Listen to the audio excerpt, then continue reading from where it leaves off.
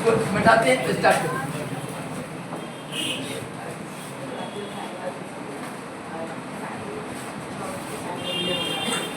चलो ध्यान दो बाबू, हे स्टार्ट हो गया ना? ये चालू है ना? ये कैमरा चालू है ना? अब देखो मोस्ले एक्सपेरिमेंट, देखो मोस्ले एक्सपेरिमेंट को हम आपको बताते हैं। और यहाँ ध्यान दो, मोस्ले से पहले एटॉमिक नंबर का कंसेप्ट आया 1913 में, मोस्ले की प्रयोग की बात। मोस्ले ये बात पता लगा है, मोस्ले से पहले लोग कहते थे कि the physical and chemical properties of element are periodic function of their atomic mass. Atomic mass देखो, एटॉमिक मास अलग चीज होता है, एटॉमिक नंबर अलग चीज होता है। देखो मान लो यहाँ क्लोरीन है, इसका एटॉमिक मास होता है 35, ये हुआ atomic mass. Atomic mass, atomic number क्या होता है? 17, इसको बोलते हैं एटॉमिक नंबर। Atomic number. अब देखो एक बात यहाँ ध्यान दो, बोर्ड पर सब बढ़िया से ध्यान दो, बहुत अच्छा से ध्यान दो। देखो ये एटॉमिक मास था, एटॉमिक मास, एटॉमिक मास, ये क्या था? Atomic number. और जान लो इधर, ये 1913 में मोस्ले साहब का एक्सपेरिमेंट हुआ, और उनके एक्सपेरिमेंट से पहले इसका नॉलेज किसी को नहीं। और सब कहता था मैंने जो पीरियोडिक लॉ बनाया वो भी गलत हो, क्योंकि लॉ इस पर बनना चाहिए था इस पर। मोस्ले साहब पहला आदमी जो मॉडर्न पीरियोडिक लॉ दिया, और एक प्रयोग के साथ वही प्रयोग तुमको आज दिखाएंगे। कौन सा प्रयोग था जो एटॉमिक नंबर को जन्म दिया, और कौन सी ये प्रूव किया कि तत्वों के भौतिक और रासायनिक गुण ए पर निर्भर कम करते हैं और जेड पर निर्भर क्या जा सकते हैं, है ना? तो मोस्ले देखो, ये जो मैंडलिक था, मैंडलिक साहब का जो पीरियोडिक लॉ है वो कहता है, देखो ये पीरियोडिक लॉ क्या कहता है? The physical and chemical properties of elements are periodic function of their atomic mass. The physical and chemical properties of elements are periodic function of their atomic mass. पहले लोग कहते हैं, बाद में मोस्ले साहब कहते नहीं, the physical and chemical properties of elements are periodic function of their atomic number. Atomic number पर निर्भर, समझ गया ना? आज बात और आगे बढ़ गया, बाद में पता चला कि एटॉमिक नंबर जितना रहता उतना ही एटम में इलेक्ट्रॉन होगा। मान लो प्रोटीन 17 है, तो इलेक्ट्रॉन कैसे 17 है? ये न्यूक्लियस रहेगा यहाँ पर देखो न्यूक्लियस है, इसमें न्यूट्रॉन है, क्या रहता है? प्रोटॉन। अब देखो यहाँ क्लोरीन में हुआ 2, दूसरा में क्या हुआ 8, और तीसरा में क्या हुआ 7। तो देखो अब यहाँ देखो, ये तो तुम्हारा 2 8 7 है, 2 8 10 18 17।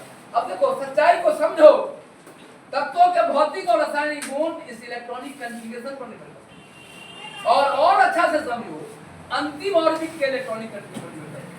ये देखो 7 है, किसी भी रिएक्शन में एक इलेक्ट्रॉन छीनेगा, तो ये बात समझना है, ध्यान से समझना है कि जो बात मोस्ले साहब का है बहुत अच्छा, बहुत सही था। उनसे पहले 1913 में इसका प्रयोग हुआ मोस्ले साहब का, उनसे पहले लोगों को इसकी जानकारी नहीं कि एटॉमिक नंबर भी होता है और मास नंबर। एटॉमिक नंबर का कांसेप्ट देने वाला आदमी था मोस्ले, और एक एक्सपेरिमेंट हुआ, उस एक्सपेरिमेंट को आज हम आपको दिखाना है। और ये जान लो, दुनिया आज मोस्ले साहब के पास रुका नहीं है, और आगे बढ़ी। इलेक्ट्रॉनिक कॉन्फ़िगरेशन देखो यहाँ प्रयोग, यहाँ देखो और क्लियर हो जाए। दुनिया मोस्ले साहब एक सहारा दिए, दुनिया को सहारा लेके फिर आगे बढ़ गया। पता चला कि तत्वों के भौतिक almost all chemical property of element depends on outermost electronic configuration of an element. किसी तत्व के अंतिम कक्षा में जो इलेक्ट्रॉनिक कॉन्फ़िगरेशन है उसी पर उसका सारा प्रॉपर्टी निर्भर करता है। देखो उदाहरण यहाँ देखो, जिसको समझना है देखो, यहाँ हम पहले घर ले रहे हैं एग्जाम्पल में hydrogen, lithium, sodium, potassium, medium, caesium, ठीक है? इसका अंतिम कॉन्फ़िगरेशन 1s1, इसका क्या हुआ 2s1, लास्ट में 2s1, और इसका लास्ट में क्या हुआ 3s1, इसका क्या हुआ बोलो 4s1, इसका क्या हुआ 5s1, बोलो। इसका पूरा कॉन्फ़िगरेशन सेम नहीं है, अंतिम कॉन्फ़िगरेशन। यहाँ देखो बात, देखो ये फीस भी नहीं जमा किया, क्लास को रिटर्न करो, इस पर पढ़ाई करो ना यार। 1s1 2s1, पढ़ाई पर ध्यान दो, गार्जियन बड़ी गरीबी में पढ़ा रहे हैं, फिर भी पढ़ने पर ध्यान। बोर्ड पर बता रहे हैं, अच्छा चीज बता रहे हैं, ध्यान बोर्ड पर नहीं। क्या बताया बोलता है ये? हम देखो आज मुस्लिम पर दुनिया रुकता नहीं किसी के लिए, बढ़ते चला जो बात डाल्टन नहीं जानते थे आप 9वीं कक्षा का बच्चा जानता है कि atom, electron, proton, neutron. Mosle साहब ये पहला आदमी का ये बात पर ध्यान दिए कि देखो तत्वों के गुण जो होंगे ना ये पर नहीं निर्भर करेंगे, किस पर निर्भर करेंगे, ये पर। और मौखिक नहीं है, एक प्रयोग करके प्रूफ करके दिखाया। ये एक ही बात कर रहे हो ना, वो गलत है। किसका बात करो, जेड का बात करो। सुनो, एटम में जितना प्रोटॉन रहता है उतना ही इलेक्ट्रॉन रहता है। बात और आगे बढ़ गया, इलेक्ट्रॉन पर भी नहीं रुका, आगे बढ़ गया इलेक्ट्रॉनिक कन्फिगरेशन में चला और आगे बढ़ गया आउटर मोस्ट इलेक्ट्रॉनिक। देखो जी इलेक्ट्रॉनिक कन्फिगरेशन नहीं है, क्या है आउटर मोस्ट लास्ट ऑर्बिट का कन्फिगरेशन, इस पर निर्भर करता। बोलो इसको कोई कहे कि सोडियम और पोटेशियम का कन्फिगरेशन सेम है, ये गलत बात है। सेम कैसे, दोनों इलेक्ट्रॉन अलग अलग है, लेकिन क्या सेम है, अंतिम कन्फिगरेशन। देखो इसमें 2s1, इसमें क्या है 3s1 है, क्या है अंतिम outer most electronic configuration single होगा, सारा केमिकल प्रॉपर्टी सेम। यही देखो, अब आओ यहाँ एक ग्रुप देखा, ट्रांसियम में क्या है बोलो, सीरियम में क्या होगा 6s1 और ट्रांसियम में क्या आएगा 7s1।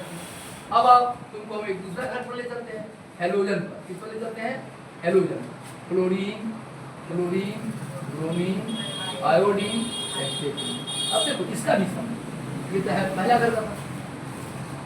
और अब देखो दूसरा घर ध्यान रखो, क्लोरीन है, क्लोरीन का क्या आएगा, इसका होगा 2s2,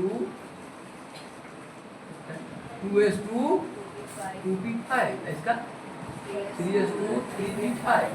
आउटर मोस्ट ऑर्बिट है, इसका क्या होगा 4s2, 4p5, यहाँ 5s2, 5p5, 6s2, 6p5। अब दुनिया यहाँ पर आ चुका है कि तत्वों के भौतिक और तत्वों के जो केमिकल प्रॉपर्टी है वो जेड से भी ज्यादा किस पर निर्भर करता है, आउटर मोस्ट इलेक्ट्रॉनिक कन्फिगरेशन, अंतिम ऑर्बिट का जो कन्फिगरेशन है उस पर यदि मिल रहा है किसी का सारा केमिकल प्रॉपर्टी। देखो क्लोरीन, क्लोरीन, हेलोजन है, सब प्रॉपर्टी मिलता है। और एक और ग्रुप ले लेते हैं जो तुमको और अच्छा लगेगा, यहाँ आओ, यहाँ ले लेते हैं इनर्ट गैस, हीलियम है, देखो हीलियम, नियन, आर्गन, क्रिप्टन, जेनन। समझो केमिस्ट्री का, ये केमिस्ट्री का मौलिक बात है, जब समझ जाओगे ना तो बहुत बात। देखो हम मोसले का एक्सपेरिमेंट बता के रुक सकते थे, हम मोसले साहब को नहीं रुक रहे हैं, हम आ रहे हैं कहाँ पर, अंतिम सच क्या है और इसके बाद भी सच होगा वो सभी देखिए। देखो ये आप ध्यान दो, बोर्ड पर ध्यान नहीं है। बोलो हीलियम का क्या होगा 1s2, इसका लास्ट में 2s2, 2p6, इसका क्या होगा 3s2, 3p6, इसका क्या होगा 4s2, 4p6। सच्चाई को समझो, साइंस है ना, सच क्या वो समझना है। आया देखो 5s2, 5p6, इधर क्या होगा 6s2, 6p6। बोलो सब इनर्ट गैस है, कोई रिएक्शन नहीं करता क्योंकि इसका ऑब्जेक्ट और फ्लूइड क्या है, पूरा रिएक्शन नहीं करता। बताओ ध्यान से, सबको यहाँ ध्यान से देखो बाबू, हीलियम का यहाँ देखो अंतिम ऑर्बिट, यहाँ बोलता हूँ सारा इलेक्ट्रॉनिक में सेम है कि आउटर मोस्ट का। तो यह आज दुनिया यहाँ पर पहुँच गया, इस पर पहुँचा कि सच ये है कि जितने एलिमेंट का आउटर मोस्ट इलेक्ट्रॉनिक में एक जैसा होगा तो सारा केमिकल पड़ी। देखो इनर्ट गैस का एक जैसा, अल्कली मेटल का एक जैसा, हेलोजन का क्या होगा एक जैसा। तब नोट करो, इतना नोट कर लो जल्दी, नोट करो कम मोस्टले पढ़ाएंगे। बात समझ आया।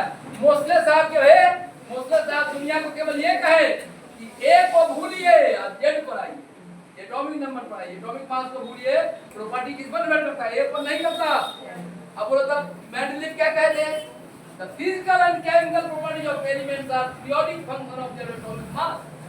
एटॉमिक मास ये गलत था। मोस्टले साहब एक प्रयोग, अच्छा ये मोस्टले साहब आज का कहानी क्या है, मोस्टले साहब से जाके बढ़ गया कहानी। मोस्टले देखो, मोस्टले साहब चाहे जेड, आज बात आ गई जितना जेड होता है, जितना प्रोटॉन रहता है एटम उतना इलेक्ट्रॉन रहता है। इसका बात सच निकला, जेड ज्यादा अच्छा है। अब जेड से भी आगे बढ़ गया, इलेक्ट्रॉनिक कन्फिगरेशन में आ गया और इलेक्ट्रॉनिक कन्फिगरेशन से भी आगे बढ़ गया आउटर मोस्ट इलेक्ट्रॉन। अंतिम ऑर्बिट का देखो 2s2, 2p6, इसमें तीसरा ऑर्बिट अंतिम है 3s2, 3p6, इसमें चौथा ऑर्बिट है देखो एक जैसा है, जिसका अंतिम कक्षा का इलेक्ट्रॉनिक अभिविन्यास एक जैसा होगा।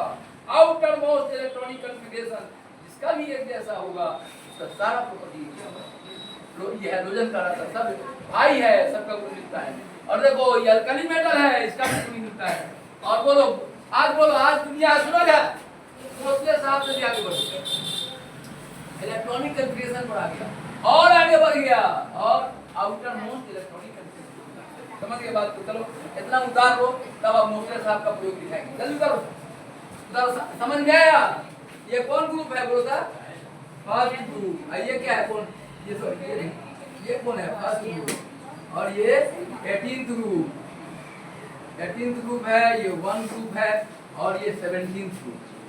ठीक है, लिख लो पीरियोडिक टेबल में 17th ग्रुप।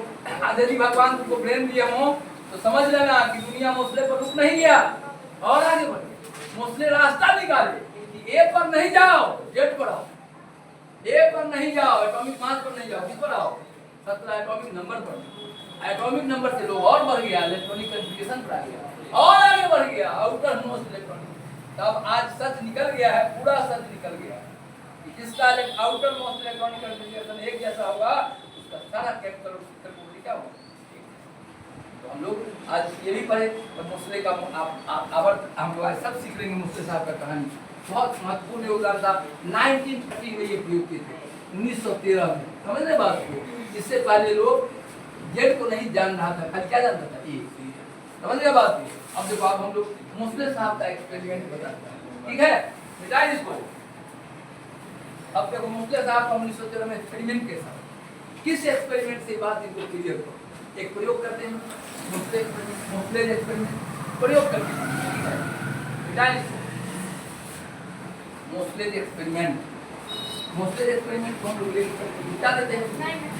नहीं नोट नहीं किया साहब, जल्दी नोट करो। तुम लोगों को बहुत बात क्लियर हो गया। तब फिजिकल और केमिकल प्रॉपर्टी अंतिम कक्षा का इलेक्ट्रॉनिक कन्फिगरेशन पर निर्भर करता है। लेकिन इलेक्ट्रॉन सुनो, ये 17 ए से ज्यादा अच्छा है। एटम में जितना प्रोटॉन होता है उतना ही इलेक्ट्रॉन होता है। नोट करो।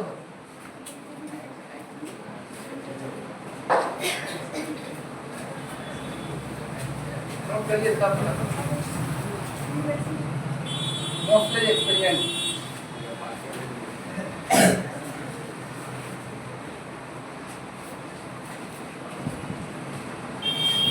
देखो ये जो तुम पढ़ रहे हो ना, मोस्ले के आगे क्या बढ़ा बात वो बता। मोस्ले साहब दुनिया किसी के लिए रुकता नहीं है, उसके आगे क्या होगा आगे बढ़ो। मोस्ले साहब कहे कि ए भूलिए जेड पर आइए, आदमी जेड पर रुका नहीं और आगे बढ़ गया, इलेक्ट्रॉनिक कन्फ्यूजन चला गया और आगे बढ़ गया आउटर मोस्ट। पता चला कि वो जिसका आउटर मोस्ट सेम रहता है उसका फिजिकल प्रॉपर्टी और केमिकल प्रॉपर्टी। यहाँ बोर्ड पर बातचीत नहीं, बोर्ड पर ध्यान रखो, बोर्ड पर ध्यान रखो, पूरा ध्यान बोर्ड पर। मिटा दे इसको, लिख लिया था। अब देखो कि कौन सा प्रयोग था जो मोस्ले साहब को ये निर्णय लेने में सफल कर दिया, देखो उनका प्रयोग क्या है इसको। अब हम लोग एक्सपेरिमेंट देखने जा रहे हैं। मोस्ले साहब का एक्सपेरिमेंट देखो क्या प्रयोग किए थे मोस्ले साहब। यहाँ देखो, यहाँ देखो उसकी कहानी समझाता हूँ।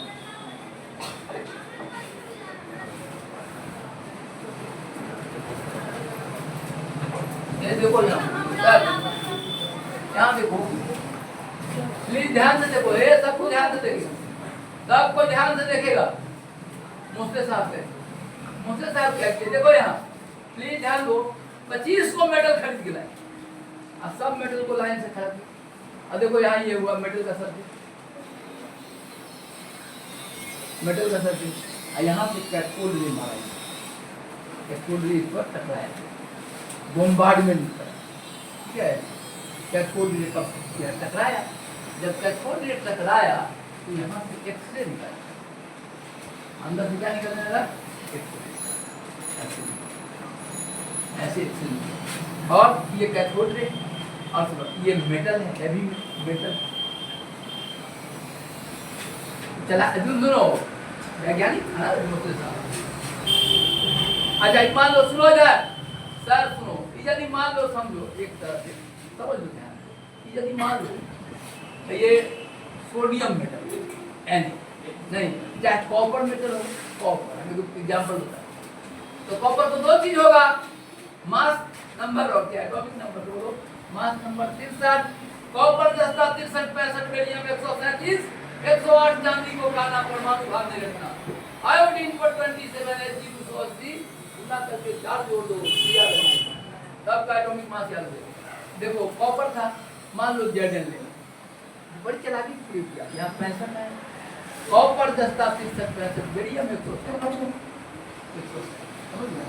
यहाँ पर ऐसे ये कॉपर हुआ, कॉपर का क्या होता है, जिंक का क्या होता है, ये हुआ इसका क्या एटॉमिक मास ए, ये क्या हुआ जेड, एटॉमिक नंबर क्या लिखते हैं जेड, ये हुआ एटॉमिक नंबर, एटॉमिक नंबर, ये क्या हुआ बोलता मास, मास, ठीक है, इसका भी ये क्या हो गया मास नंबर, ये क्या हुआ बोलता एटॉमिक। अब बोलो 20 वो मेटल लेंगे तब, अब बोलो दो बार प्रयोग, एक बार ए के साथ, एक बार जेड के साथ, इसको जेड बोलते हैं, ऐसा क्या बोलते हैं, ए के साथ ग्राफ ऐसा, जैसे ऐसा ग्राफ, समझो इधर, समझो बात, ए के साथ जो ग्राफ खींचा ना, इधर पे लिया एटॉमिक मास, इधर लिया न्यूटन न्यू, ये फ्रीक्वेंसी न्यू होता है, ये कौन एक्सरे है, ये क्या है, कौन रे है एक्सरे, इसका फ्रीक्वेंसी होता है न्यू,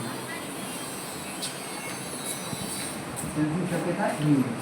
और देखो इधर क्या न्यूटन न्यू, इधर ये लिया तो ग्राफ ऐसा ऐसा जगमगा, ठीक है। और जब इसके साथ ग्राफ खींचा ऐसा, इसके साथ रूट अंडर न्यू के साथ ऐसे ग्राफ खींचा, ये ले लिया, बोलो कॉपर सुनो, कॉपर का ए के साथ ग्राफ खींचा देता है, इधर ले लिया, और इसका जेड के साथ खींचा ऐसा ग्राफ, ऐसा ग्राफ, ऐसा ग्राफ। अब देखो बोलो तो कौन ग्राफ अच्छा है, कौन ग्राफ सिस्टमेटिक ज्यादा, इसके साथ रूट अंडर न्यू। अच्छा बोलो न्यू क्या होता है, what is new, frequency of x, wave light माने वेव का पता है, तो ये देखो ये फ्रीक्वेंसी ऑफ, ये क्या इधर क्या ले लिया जेड एक्स और वाई एक्सिस को क्या दिया न्यू, समझ गए ना। दोनों को जब ग्राफ खींचा तो ये स्ट्रेट लाइन, समझ गए ना, और स्ट्रेट लाइन आया, ये देखो मैथमेटिकल इक्वेशन ये बता रहा है, देखो यहाँ root under new where is Z,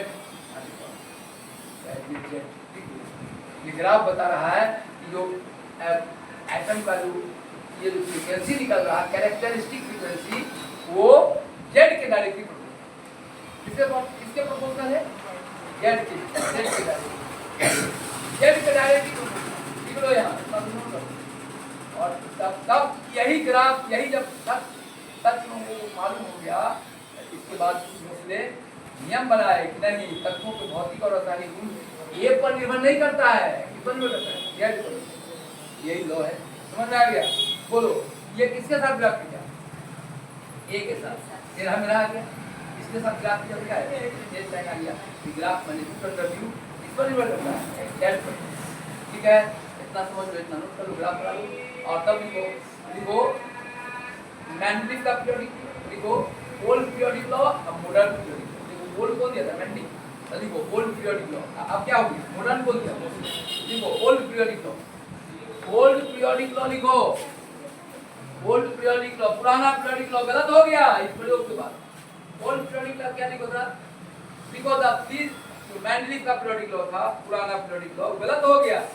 ये ग्राफ आने के बाद सब जान गया कि सुनो, सब लोग पहले समझ है 1913 के पहले मोस्ले के एक्सपेरिमेंट के पहले सब लोग कहता था कि सारा प्रॉपर्टी ए पर निर्भर करेगा, मोस्ले का ए पर नहीं, किस पर निर्भर करेगा, जेड पर, ये जेड पर निर्भर, क्या लिखेंगे हम लोग, क्या लिखो ओल्ड पीरियोडिक लॉ क्या नाम लिखोगा, लिखो the physical and chemical properties of elements, the physical, जल्दी जल्दी लिखो तुम, the physical and chemical properties of elements, the physical and chemical properties of elements, the physical and chemical properties of elements, the physical and chemical properties of elements are periodic function, are periodic function, the physical and chemical properties of elements are periodic function, are periodic function of their atomic mass, of their atomic mass। अच्छा ये सही था कि गलत था, ये गलत था मास वाला, 1913 में मोस्ले का प्रयोग हुआ है, तो कहा नहीं ए पर निर्भर नहीं करेगा, किस पर करेगा, जेड पर, एटॉमिक नंबर, इसको बाबू एटॉमिक मास कहते हैं, इसको एटॉमिक नंबर बोलते हैं, इसको एटॉमिक मास बोलते हैं, इसको एटॉमिक नंबर।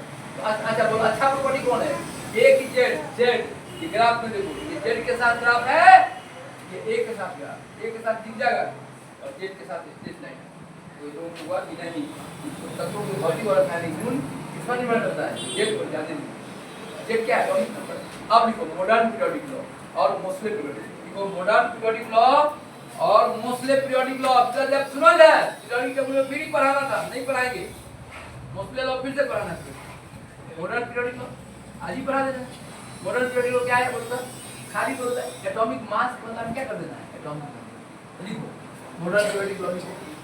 देखो खाली अपने से भी लिखो, the physical and chemical property of elements, the physical and chemical properties of elements, the physical and chemical properties of elements, the physical and chemical properties of elements, the physical and chemical properties of elements are periodic function. The physical and chemical properties of elements are periodic function. The physical and chemical properties of elements are periodic function. Periodic function of their atomic number Z. Atomic number Z. ठीक है? असल एक बात थोड़ा सा IIT advance के लिए बोल दे रहा हूँ। देखो ये कहाँ से एक्सरे निकलता है, इतना नोट कर लिया? अब देखो कैसे एक्सरे निकलता है, देखो यहाँ अब मैकेनिज्म बता रहा हूँ।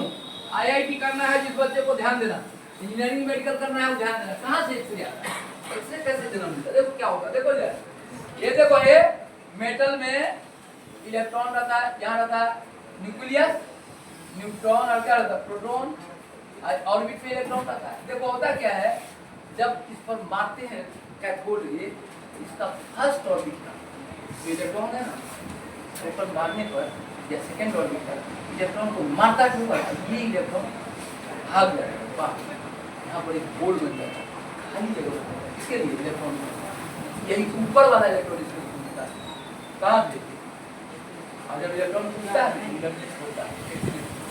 कहानी समझो, जो आगे आईआईटी पढ़ोगे तो बताऊंगा कहाँ से एक्सरे निकलता है। कैथोड से जाके मेटल के ऑर्बिट में से एक इलेक्ट्रॉन को ठोकर मार के क्या कर देता है बाहर, यहाँ क्या बन जाता है खाली, ऊपर वाला इलेक्ट्रॉन इसमें कूदता है, कूदने के जब कूदता है तो एनर्जी छोड़ता है, कूदता है एनर्जी क्या होता है छोड़ता है। यहाँ से मान लो ये इलेक्ट्रॉन यहाँ होल बन गया, इलेक्ट्रॉन भाग गया, यहाँ होल बना, यहाँ वाला इलेक्ट्रॉन यहाँ तो इलेक्ट्रॉन भाग गया, ऐसे भाग गया ऊपर, यहाँ वाला इलेक्ट्रॉन जो बीच में कूदता है ना, जब इलेक्ट्रॉन ऊपर से नीचे कूदता है तो देखो दोनों का एनर्जी में जो गैप रहता है ना उतना एनर्जी छोड़ता है। ये एनर्जी 20 जूल है और ये एनर्जी 30 जूल है, 10 जूल का लाइट। कोई एक्सरे का लाइट क्या होता है, लाइट निकलता है। कोई एक्सरे कैसे निकला बोलो, कहाँ से एक्सरे निकला, कैथोड रे एटम के इलेक्ट्रॉन को ठोकर मारा, इलेक्ट्रॉन भाग गया, खाली जगह बना दिया, ऊपर वाला इलेक्ट्रॉन नीचे कूदता है इसमें, और कूदने के क्रम में जो एनर्जी गैप रहता है दोनों का, यहाँ का एनर्जी कम रहता है, ज्यादा रहता है, यहाँ 20 जूल, यहाँ 25 जूल, कितना का लाइट 5 जूल का लाइट। वही एक्सरे समझ गए, बोलो एक्सरे कहाँ से निकलता है समझा गया। चलो क्लियर हो गया। आज हम लोग मोस्टली एक्सपेरिमेंट पढ़ लिए, मॉडर्न पीरियोडिक लॉ पढ़ लिए, और ये प्रयोग 1913 में हुआ, और आज ये मोस्टली आपको क्लियर हो गया।